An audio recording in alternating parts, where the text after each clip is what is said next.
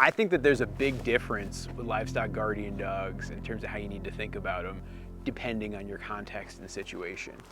You know, if you look like a big rancher, and like, you know, one of the people I love to watch is Greg Judy, right?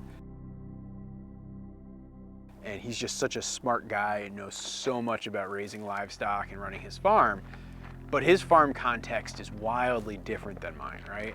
Where he's got way more cattle, sheep, and he's managing half a dozen farms and farm properties. And so he's not spending the time quite like I am day in and day out with each specific animal because he's got a lot more ground to cover. And so for him, he's trying to raise his livestock guardian dogs like they're, you know, kind of almost like livestock unto themselves. Here on our farm, I see it as a little different. Where yes, we have livestock and I consider the birds livestock, I consider the cattle livestock. But when I think about the livestock guardian dogs,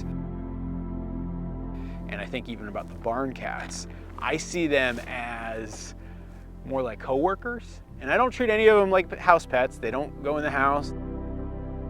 The dogs especially live outdoors 24/7, 365 days of the year.